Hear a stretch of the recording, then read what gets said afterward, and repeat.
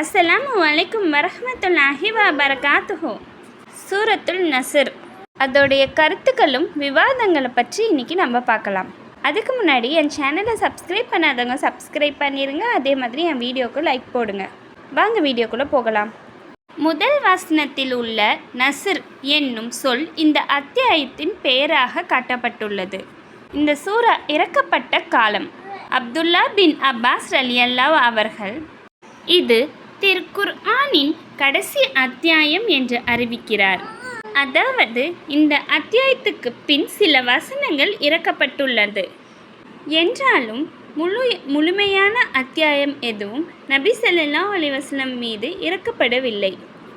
அப்துல்லா பின் Umar ரலியல்லாஹு அன்ஹு அவர்கள் அறிவிக்கிறார்கள், இந்த அத்தியாயம் நபி ஸல்லல்லாஹு அலைஹி வஸல்லம் அவர்களின் இறுதி ஹஜ்ஜின் போது ஐயாமுத் தஷ்ரிக், துல்ஹஜ் 11, 12, 13 ஆகிய நாட்களின் மத்தியில் மினா என்னும் இடத்தில் இறங்கியது.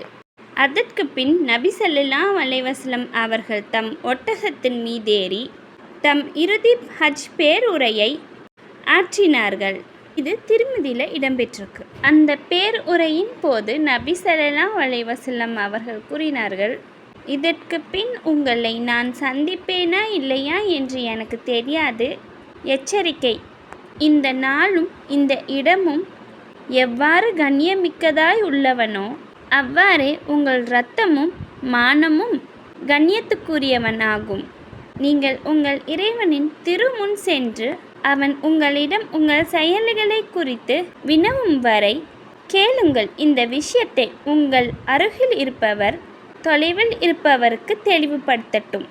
கேளுங்கள், நான் உங்களிடம் இறை தூதை சேர்த்துவிட்டேனா? இதற்கு பின் நாங்கள் மதீனா நகருக்கு திரும்பினோம்.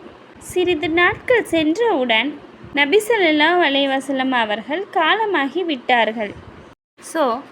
இந்த அத்தியாயம் இறங்கியதற்கும் நபி ஸல்லல்லாஹு அலைஹி வஸல்லம் அவர்களின் மரணத்திற்கும் இடையே 3 மாதங்களும் சில நாட்களும் தான் இருந்தது என்று தெரிகின்றது.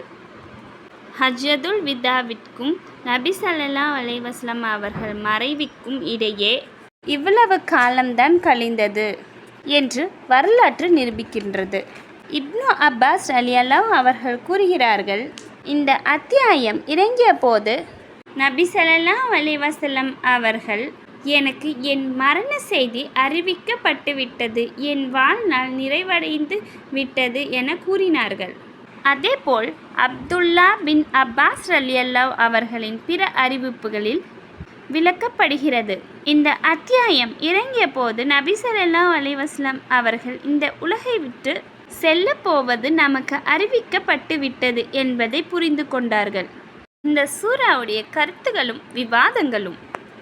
இந்த அத்தியாயத்தின் வாயிலாக அல்லாஹ் நபி ஸல்லல்லாஹு அலைஹி வஸல்லம் அவர்களுக்கு அறிவித்து விட்டான், அரபு நாட்டின் இஸ்லாத்தின் வெற்றி முழுமையடைந்து விட்டால், மேலும் மக்கள் திரளாக அல்லாஹ்வின் மார்க்கத்தில் நுழைய ஆரம்பித்ததால், நீ எந்த பணிக்காக உலகில் அனுப்பப்பட்டீரோ அந்த பணி நிறைவு பெற்றுவிட்டது என்பது அதன் பொருள். இதன் பிறகு நபி ஸல்லல்லாஹு அலைஹி வஸல்லம் அவர்களுக்கு கட்டளையிடப்பட்டது, நீ அல்லாஹ்வை புகழ்வதிலும் அவனை துதிப்பதிலும் ஈடுபடுவீராக.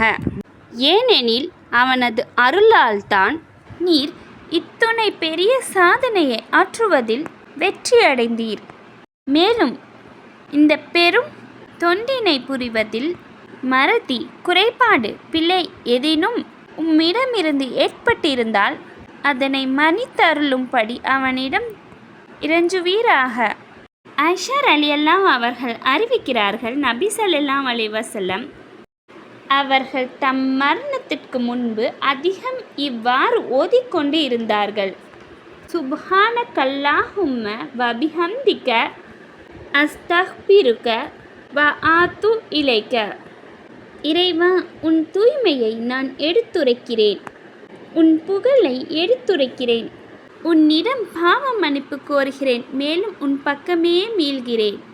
மேலும் சில அறிவிப்புகளில் இந்த துஆவை சுப்ஹானல்லாஹி வபிஹம்திஹி அஸ்தக்ஃபிருல்லாஹ் வ தூபு இலைஹி என்றும் எப்போதும் தன் இறுதி காலத்தில் என்று நபி ஸல்லல்லாஹு அலைஹி வஸல்லம் அதிகமாக ஓதி வந்துள்ளார்கள். இதன் பொருள், அல்லாஹ்வை நான் துதிக்கிறேன், மேலும் அவன் புகழை நான் எடுத்துரைக்கிறேன். அல்லாஹ்விடம் பாவ மன்னிப்பு கோருகிறேன், அவன் பக்கமே மீளுகிறேன். நான் வினவினேன், அல்லாஹ்வின் தூதரே, நீங்கள் இப்போது ஓதத் தொடங்கியிருக்கும் இந்த சொற்கள் எத்தகையவை? அதற்கு நபி ஸல்லல்லாஹு அலைஹி வஸல்லம் அவர்கள் பதில் அளித்தார்கள், எனக்கு ஒரு அடையாளம் தரப்பட்டுள்ளது. அதனை கண்டதும் இந்த சொற்களை கூற வேண்டும் என்பதற்காக. அது இஜாஜாஹ நஸ்ருல்லாஹி வல் ஃபதஹ் என்பதே. அதாவது இந்த அத்தியாயம் இது முஸ்லிமில், அஹமதில் இடம்பெற்றிருக்குது. இது தவிர இறைவனை துதிக்கின்ற வேறு சில வசனங்கள் நபிமொழிகளில் உள்ளது. அவற்றையும் நபி ஸல்லல்லாஹு அலைஹி வஸல்லம் அவர்கள் தம் ஆயுள் இறுதி காலத்தில் அதிகமாக ஓதி வந்தார்கள்.